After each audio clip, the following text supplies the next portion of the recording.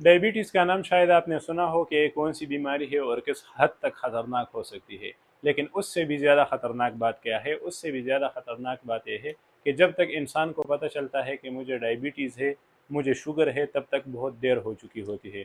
तो आज हम पढ़ेंगे कि डायबिटीज़ हमारे पास है क्या, इसके हमारे पास टाइप्स क्या हैं, इसके अलामात क्या है, हमें कैसे पता चलेगा कि मुझे डायबिटीज़ है या नहीं, और इसको हम मैनेज किस तरह कर सकते हैं। तो सबसे पहले अगर इसकी डिफिनीशन की हम बात कर ले, तो डायबिटीज़ हमारे पास वो डिजीज़ है, वो बीमारी है जिसमें से क्या होता है, ब्लड में ग्लूकोज की मकदार ज़्यादा होती है। आसान अल्फाज में शुगर या डायबिटीज़ को अगर हम डिफ़ाइन करना चाहे, किसी को बताना चाहे कि डायबिटीज़ क्या है या शुगर क्या है, तो जब हमारे ब्लड में ग्लूकोज की मकदार नॉर्मल से ज़्यादा होती है और ज़्यादा देर तक उसी मकदार में ग्लूकोज हमारे ब्लड में रहता है, तो उसे हम डायबिटीज़ कहते हैं। अब डायबिटीज़ के मुख्तलिफ नुकसानात हैं, मुख्तलिफ और भी बीमारियाँ आ सकती हैं। वो किस तरह, आपने शायद देखा हो जिस शख्स को डायबिटीज़ हो या उससे पैर काट दिया जाता है, या उसकी नज़र कमज़ोर होती है, या फिर उसका ज़ख़म सही तरीके से नहीं बढ़ता। इसी तरह साथ साथ में दिल की जो बीमारियां है वो भी डायबिटीज़ की वजह से आ सकती है, और फालिज और स्ट्रोक वगैरह जो है वो भी डायबिटीज़ की वजह से आ सकती है। तो डायबिटीज़ हमारे पास क्या है? हमारे पास वो डिज़ीज़ है जिसमें से हमारे ब्लड में ग्लूकोज की मकदार ज़्यादा होती है। अब ये किस तरह ज़्यादा होती है? फ़र्ज़ करें एक इंसान ने खाना खा लिया, एक मील ले ली, तो नॉर्मली क्या होता है कि वो मील क्या करता है, ग्लूकोज को बढ़ा देता है हमारे ब्लड में। जब हमारे ब्लड में ग्लूकोज बढ़ जाता है तो वहाँ पर क्या होता है, इंसुलिन रिलीज़ होता है। अब इंसुलिन क्या है? इंसुलिन हमारे पास एक हार्मोन है। किस तरह का हार्मोन? देखिए, एक बात याद रख ले, हमारे पास एक इंसुलिन है और एक ग्लूकागान है। इस पे कंफ्यूज नहीं होना, ये बहुत आसान है। इंसुलिन हमारे पास तब काम करता है जब हमारे ब्लड में ग्लूकोज की मकदार ज़्यादा होती है। तो ये क्या काम करता है कि उस ग्लूकोज लेवल को जो हमारे ब्लड में ज़्यादा है उसको कम करे, नॉर्मल की तरफ लेके आए। ग्लूकागान का काम क्या होता है, जब हमारे ब्लड में ग्लूकोज की मकदार बहुत कम होती है तो ये क्या करता है, उस ग्लूकोज की मकदार को थोड़ा ज़्यादा कर लेता है ताकि नॉर्मल की तरफ आ सके। तो जब हम खाना खा लेते हैं तो मैंने आपको बताया कि वो ग्लूकोज में कन्वर्ट हो जाता है, जो कि जाता है हमारे ब्लड में, और जब ब्लड में हमारे ग्लूकोज चला जाता है तो उसके रिस्पांस में क्या होता है, इंसुलिन रिलीज़ होता है, जो कि हमारे पास एक हार्मोन है। और ये कहाँ से रिलीज़ होता है? ये पेंक्रियाज से रिलीज़ होता है। पेंक्रियाज जिसे हम लबलबा भी कहते हैं, वहाँ से इंसुलिन रिलीज़ होता है। अब ये इंसुलिन किस लिए रिलीज़ होता है? ताकि स्टेबल करे हमारे ब्लड के शुगर लेवल को। ये इसलिए रिलीज़ होता है कि हमारे ब्लड शुगर को स्टेबल करे। दूसरी बात, जब इंसुलिन रिलीज़ होता है तो वो जो ग्लूकोज होता है या वो जो शुगर होता है उसको ये लेके जाता है मसल्स में, या फिर लेके जाता है लीवर में। लीवर में स्टोर करवा देता है, किस फॉर्म में? ग्लाइकोजन के फॉर्म में। और इसी तरह हमारे फैट्स में भी उस ग्लूकोज को लेके जाता है। ये हमारे इंसुलिन का मेन काम है। क्या करता है कि ये ब्लड शुगर को हमारा स्टेबल करता है, उसके साथ साथ हमारे ग्लूकोज को मसल्स में ले जाता है, लीवर में ले जाता है, फैट्स में ले जाता है। क्यों ले जाता है मसल्स में? ये हमारे मसल्स में एनर्जी के लिए लेके जाता है। अगर एनर्जी की ज़रूरत हो तो वो एनर्जी के लिए इस ग्लूकोज को यूज़ करेगा। अगर एनर्जी की ज़रूरत नहीं हो तो वहाँ पर भी ये ग्लाइकोजन के फॉर्म में स्टोर हो जाएगा। दूसरी अहम बात है, ये इंसुलिन क्या करता है, सिग्नल देता है। किस चीज़ को सिग्नल देता है? हमारे लिवर को। किस चीज़ के लिए? कि ग्लूकोज की जो रिलीज़ है वो स्टॉप करे। किस तरह? जिस तरह के मैंने आपको बताया कि जब हम खाना खाते हैं तो हमारे ब्लड में ग्लूकोज बढ़ता है, और उस ग्लूकोज के बढ़ने की वजह से हमारी बॉडी में इंसुलिन रिलीज़ होता है। ये एक हार्मोन है जो कि पेंक्रियाज से रिलीज़ होता है। यहाँ तक आई बात समझ में? उसके बाद इंसुलिन का काम क्या है? एक ये क्या करता है कि ये हमारे ब्लड में जो शुगर की मकदार है, जो ग्लूकोज का लेवल है, उसको स्टेबल करता है। किस तरह? उस ग्लूकोज को या उस शुगर को लेके जाता है हमारे मसल्स में, हमारे लिवर में और हमारे फैट्स में। फिर मसल्स में उस ग्लूकोज को एनर्जी में कन्वर्ट करता है, और अगर एनर्जी की ज़रूरत नहीं है तो उसको ग्लाइकोजन के फॉर्म में स्टोर कर लेता है। तीसरी बात, इंसुलिन सिग्नल देता है लीवर को कि ग्लूकोज की रिलीज को स्टॉप करे। किस तरह? ये तो हमने खाना खा लिया तो ग्लूकोज की मिकदार ज़्यादा हो गई, इसलिए इंसुलिन हमारे लीवर को कह रहा है कि बस आप ग्लूकोज रिलीज़ ना करें, ग्लूकोज को ब्लड में ना लेके आए, ताकि हमारे पास जो ग्लूकोज बढ़ा हुआ है ब्लड में वो कम हो जाए। लेकिन जब हम खाना नहीं खाते, जब हम फास्टिंग स्टेट में होते हैं, फर्ज करें मैंने खाना नहीं खाया, आपने खाना नहीं खाया, तो क्या होता है उस दौरान ग्लूकागान रिलीज होता है। और जैसे कि मैंने आपको बताया, ग्लूकागान तब रिलीज होगा जब हमारे ब्लड में ग्लूकोज की मिकदार कम होगी। क्योंकि हमने खाना खाया नहीं, तो उस वजह से हमारे ब्लड में ग्लूकोज की मिकदार कम है, जिसकी वजह से क्या होता है, ग्लूकागान रिलीज होता है। अच्छा, ग्लूकागान भी हमारे पास रिलीज होता है पेंक्रियास से, और ये इंसुलिन भी हमारे पास पेंक्रियाज से रिलीज होता है। लेकिन ग्लूकागान हमारे पास पेंक्रियाज में अल्फा सेल्स से रिलीज होता है। अल्फा सेल्स से, जो सेल्स हैं जिनसे ये ग्लूकागान रिलीज होता है उसे हम नाम देते हैं अल्फा सेल्स, उसे हम अल्फा सेल्स कहते हैं। और इंसुलिन पेंक्रियाज में जिन सेल्स से रिलीज होता है उसे हम कहते हैं बीटा सेल्स। ये आपको याद होना चाहिए। तो अल्फा सेल्स हमारे पास ग्लूकागान को रिलीज करते हैं और बीटा सेल्स हमारे पास इंसुलिन को रिलीज करते हैं। ग्लूकागान को याद करना हम इस तरह भी कर सकते हैं कि ये ग्लूकागान ग्लूकोज की तरह है, तो ये क्या करता है कि हमारे ब्लड में ग्लूकोज की मिकदार को ज़्यादा करता है। तो जब हम खाना नहीं खाते तो ग्लूकागान रिलीज होता है, ये जब रिलीज होता है तो हमारे ब्लड में ग्लूकोज की मिकदार ज़्यादा होती है। किस तरह ज़्यादा होती है? मैंने आपको बताया था कि इंसुलिन का एक काम ये होता है कि ये सिग्नल देता है लीवर को कि आप ग्लूकोज रिलीज ना करें। यहाँ पर ग्लूकागान क्या करता है, ये सिग्नल देता है लीवर को कि आप ग्लूकोज रिलीज कर ले, क्योंकि हमारे ब्लड में ग्लूकोज की मिकदार कम है ताकि वो नॉर्मल की तरफ आ सके। ये ग्लूकागान का काम होता है हमारे पास। तो ये इंसुलिन और ग्लूकागान हमारे पास दोनों साथ में काम करते हैं। जब ग्लूकोज का लेवल बढ़ जाता है तो इंसुलिन उसको कम कर देता है, और जब ग्लूकोज का लेवल कम हो जाता है तो ग्लूकागान उसको ज़्यादा कर लेता है। ये था हमारे पास नॉर्मल पाथवे के नॉर्मली जब हम खाना खाते हैं तो क्या होता है और नहीं खाते तो क्या होता है। अब हम जाएंगे डायबिटीज़ के टाइप्स की तरफ के। हमारे पास इसके तो मेनली हमारे पास 4 टाइप्स है, लेकिन हम टाइप 1 और टाइप 2 को डिस्कस करेंगे। तो हमारे पास एक है टाइप 1 डायबिटीज़, टाइप 1, और एक है हमारे पास टाइप 2 डायबिटीज़। हमारे 5% लोगों को, 5% मतलब कि 100% लोग हैं जिनको डायबिटीज़ है, तो उनमें से 5% लोगों को टाइप 1 डायबिटीज़ होगी और 95% लोगों को टाइप 2 डायबिटीज़ होगी। टाइप 1 डायबिटीज़ हमारे पास किस वजह से हो सकती है? एक तो ये हमारे पास जेनेटिक हो सकता है। जेनेटिक किस तरह? मतलब कि पेरेंट्स से, वालिदैन से ऐसे जीन्स आ रहे हो जिसकी वजह से हमारे पेंक्रियाज में जो बीटा सेल्स है, जो मैंने आपको बताया, बीटा सेल्स जो कि इंसुलिन को रिलीज़ करते हैं वो ख़राब होते हैं। विच रिलीजेस इंसुलिन। बीटा सेल्स क्या करते हैं? इंसुलिन को रिलीज़ करते हैं।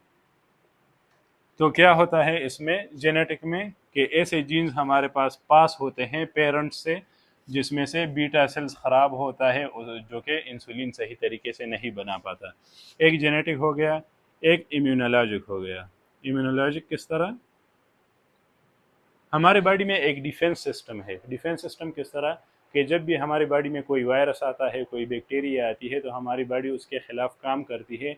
हमारी बॉडी में एक आर्मी मौजूद है जो कि उसके ख़िलाफ़ फाइट करती है।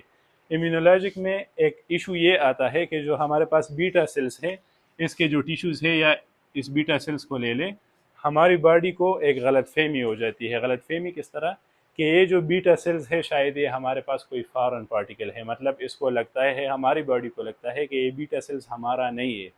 तो जब इसको लगता है कि बीटा सेल हमारा नहीं है तो उसकी वजह से ये इस पर अटैक कर देता है, और उस अटैक करने की वजह से बीटा सेल को ख़राब कर देता है, जिसकी वजह से अगर बीटा सेल नहीं होगा तो इंसुलिन रिलीज़ नहीं होगा, और अगर इंसुलिन रिलीज़ नहीं होगा तो उस वजह से हमारे ब्लड में ग्लूकोज का मिकदार ज़्यादा ही रहेगा।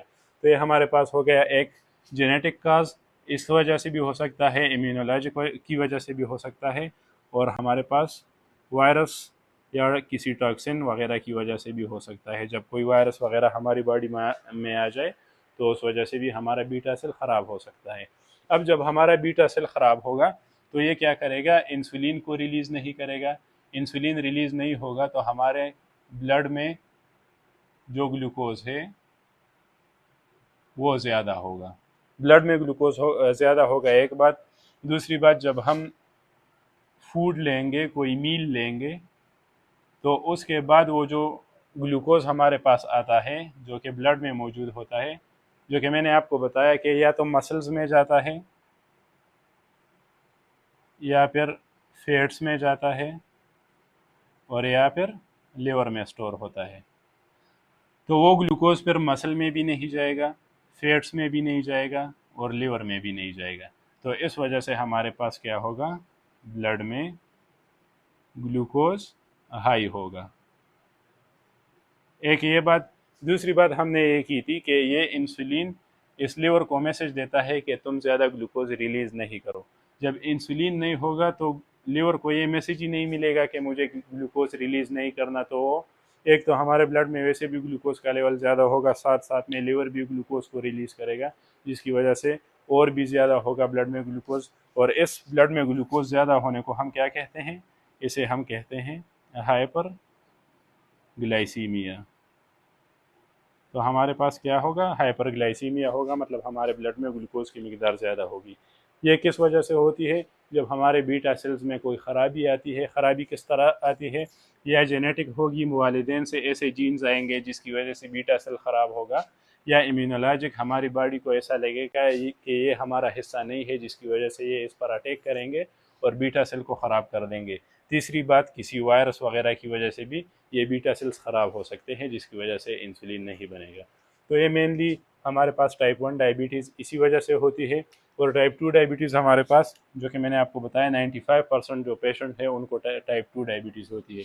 ये किन को होती है, जिनकी उम्र 30 साल से ज़्यादा हो और जो क्या हो, ओबीज हो, मतलब कि जो इंसान मोटा हो, उनको टाइप 2 डायबिटीज़ का खदशा ज़्यादा है। लेकिन एक और बात, चूँकि हमारे अक्सर ये जो क्या है, हमारे यंग चिल्ड्रन है, बच्चे हैं, उनको भी टाइप 2 डायबिटीज़ का ख़तरा है, क्योंकि अब हमारे पास वो भी ओबिसिटी का, मोटापे का शिकार है, जिसकी वजह से उनको टाइप 2 डायबिटीज़ हो सकता है। अब टाइप 2 डायबिटीज़ दो चीज़ों की वजह से होगा, या तो इंसुलिन रेजिस्टेंस होगी,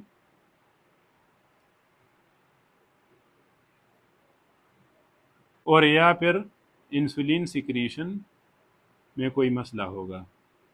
अब इस पर कंफ्यूज नहीं होना कि ये क्या है। इंसुलिन रेजिस्टेंस और इंसुलिन सिक्रीशन में आपको बताता हूँ कि क्या होता है। इंसुलिन रेजिस्टेंस हमारे पास ये होता है कि नॉर्मली जब इंसुलिन रिलीज़ होता है, तो ये फ़र्ज़ करें ये मेरे पास सेल है, ये हमारी बॉडी का सेल है। जब इंसुलिन रिलीज़ होता है तो ये इंसुलिन आकर, फ़र्ज़ करें ये इंसुलिन है, ये यहाँ पर आकर यहाँ पर अटैच हो जाता है। जब ये यहाँ पर अटैच होगा तो इसकी वजह से अंदर रिएक्शंस होंगे, इस तरह के रिएक्शंस जो कि हमारे पास ब्लड में जो ग्लूकोज होता है उसको अंदर लेके जाते हैं। मतलब ये इंसुलिन आएगा, ये इस सेल पर अटैच होगा, और इस इंसुलिन की वजह से ये सेल क्या करेगा कि उस ब्लड से ग्लूकोज को अपने अंदर लेगा। तो उस वजह से क्या होगा, हमारे ब्लड में ग्लूकोज की मिकदार कम होगी। तो इंसुलिन रेजिस्टेंस ये है कि ये जो यहाँ पर रिसेप्टर्स हैं, ये जो सेल्स पर इंसुलिन अटैच हो रहा था, अब ये सही तरीके से अटैच नहीं होगा, या अगर अटैच होगा भी तो अंदर रिएक्शंस नहीं होंगे, और अंदर रिएक्शन नहीं होंगे तो ये सेल हमारे पास ब्लड से ग्लूकोज नहीं लेगा, और अगर ब्लड से ग्लूकोज नहीं लेगा तो ब्लड में ग्लूकोज की मिकदार ज़्यादा रहेगी। तो इसे हम कहते हैं इंसुलिन रेजिस्टेंस। रेजिस्टेंस हम किस चीज़ को कहते हैं, मुखालिफत को कहते हैं। तो नॉर्मली क्या होता है, ये इंसुलिन लेता है, और ये इंसुलिन एक चाबी के तौर पर काम करता है। जब ये जाता है, इस तरह होता है कि ये जाकर चाबी की तरह अटैच होता है, और उस वजह से ब्लड से ग्लूकोज जाता है इस सेल में। लेकिन यहाँ पर क्या होता है, फ़र्ज़ करें इस ताले को, इस चाबी को जंग लग जाता है, जिसकी वजह से फिर वो ये काम नहीं कर पाता और ब्लड से हमारा ग्लूकोज कम नहीं हो पाता। तो इसे हम कहते हैं इंसुलिन रेजिस्टेंस। और इंसुलिन सिक्रीशन किस तरह, जब हमारे बीटा सेल्स, ये बीटा सेल्स हमारे पास इंसुलिन को रिलीज़ करते हैं, इंसुलिन की सिक्रीशन करते हैं, इसमें से कोई मसला आता है। इसमें से किस तरह मसला आता है कि हमारे बॉडी में यहाँ पर फ़र्ज़ करें इंसुलिन रेजिस्टेंस है, जो इंसुलिन आ रहा है वो सही तरीके से काम नहीं कर रहा, तो हमारे ब्लड में ग्लूकोज़ का मिकदार ज़्यादा है, और ब्लड में अगर ग्लूकोज़ का मिकदार कम नहीं हो रहा तो हमारी बॉडी को लगता है कि इंसुलिन शायद काफ़ी नहीं है, तो उस वजह से वो और भी इंसुलिन रिलीज़ करता है, वो और भी इंसुलिन रिलीज़ करता है। इसी तरह रिलीज़ करने की वजह से ये जो बीटा सेल्स है ये ख़राब हो जाते हैं, इसके सिक्रीशन में मसला आता है, जिसकी वजह से हमारे पास ब्लड में ग्लूकोज़ का लेवल ज़्यादा होता है। तो ये सारी चीज़ें क्या है, ये सारी चीज़ें किस तरफ जाती है, डायबिटीज़ की तरफ जाती है, जिसकी वजह से इंसान को शुगर लग जाता है। तो आसान अल्फाज में अगर हम फिर से दोहरा दें तो टाइप 1 डायबिटीज़ में हमारे पास देखें, डायबिटीज़ में क्या होता है, बीटा सेल्स होते हैं और अल्फ़ा सेल्स होते हैं। बीटा सेल्स से हमारे पास इंसुलिन रिलीज़ होता है, और इंसुलिन का काम ये होता है कि हमारे ब्लड से ग्लूकोज़ का लेवल कम कर ले। अब अगर इंसुलिन रिलीज़ नहीं हो रहा, इंसुलिन सही तरीके से काम नहीं कर रहा, किस वजह से नहीं करेगा, अगर बीटा सेल्स ख़राब हो तो उस वजह से हमारे पास ब्लड में ग्लूकोज़ की मिकदार ज़्यादा होगी, और अगर ब्लड में ग्लूकोज़ की मिकदार ज़्यादा होगी तो उस वजह से हमारे पास डायबिटीज़ या शुगर आ सकता है। एक बात। दूसरी बात, हमारे पास ग्लूकागान जो हमने डिस्कस किया वो हमारे पास रिलीज़ होते हैं अल्फ़ा सेल्स से, तो अल्फ़ा सेल्स से अगर वो रिलीज़ होंगे तो वो ग्लूकोज़ की मिकदार ज़्यादा करेंगे ब्लड में, और अगर ग्लूकोज़ की मिकदार ज़्यादा होगी ब्लड में, नॉर्मल से ज़्यादा होगी, तो उससे भी हमारे पास डायबिटीज़ आ सकता है। डायबिटीज़ किस तरह आ सकता है, अगर फ़र्ज़ करें हमारे पास ग्लूकोज सेल्स में एब्ज़ॉर्ब नहीं हो रहा, उसमें नहीं जा रहा, तो ब्लड में उसकी मिकदार ज़्यादा होगी, और हमारे पास ब्लड में एक ख़ास मिकदार होती है जिसे हम कहते हैं 180 टू 200 मिलीग्राम पर डेसीलीटर। अगर इससे ग्लूकोज़ की मिकदार ज़्यादा होगी तो क्या होगा, यह हमारे पास किडनीज़ के ज़रिए फ़िल्टर आउट होगा, और अगर ग्लूकोज फ़िल्टर आउट हो रहा है तो ये अपने साथ और भी इलेक्ट्रोलाइट्स लेके जाएगा। तो जब हमारे पास यूरिन में ग्लूकोज जाता है, यूरिन प्लस ग्लूकोज, तो उसे भी हम एक टर्मिनोलॉजी कहते हैं जिसे हम कहते हैं ग्लाइकोज यूरिया।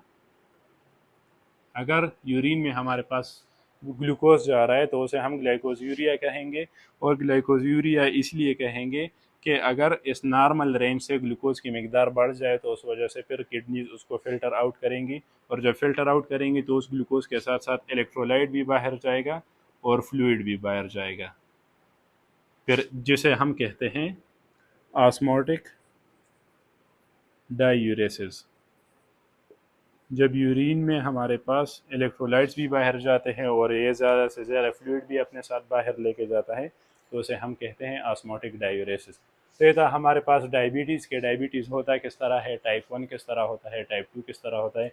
टाइप 1 हमारे पास या जेनेटिक होगा या इम्यूनोलॉजिक होगा, बॉडी अटैक करेगी, या फिर किसी वायरस वगैरह की वजह से होगा।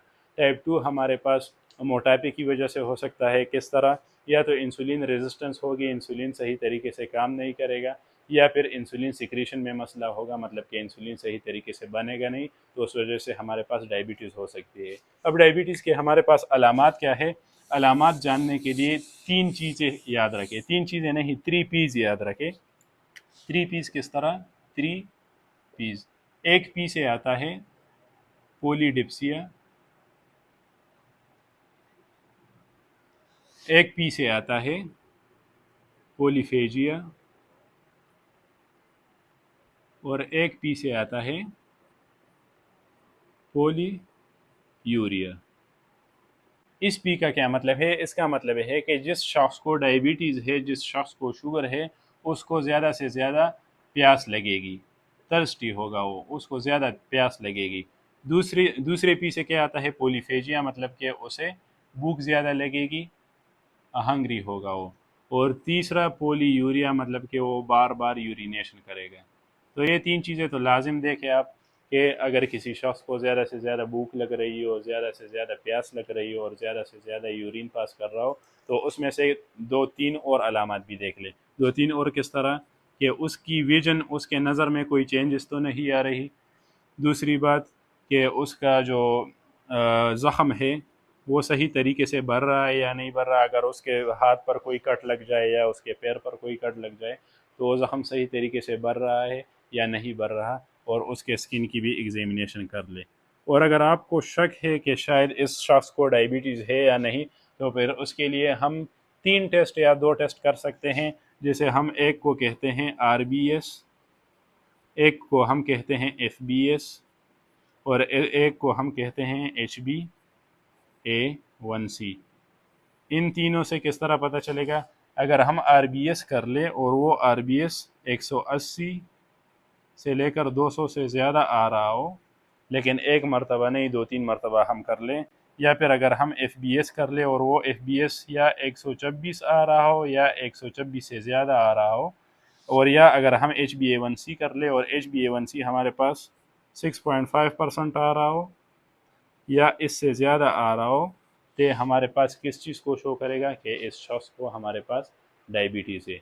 तो ये था हमारा आज का लेक्चर कि डायबिटीज़ किस तरह होता है, इसको हम जानेंगे किस तरह, और इसके टेस्ट किस तरह करेंगे। उम्मीद है आपने कुछ सीखा होगा। अगर एक भी लफ्ज़ सीखा है तो सब्सक्राइब कर ले और नेक्स्ट टॉपिक कमेंट में बताएं कि किस चीज़ पर वीडियो बना ले। शुक्रिया।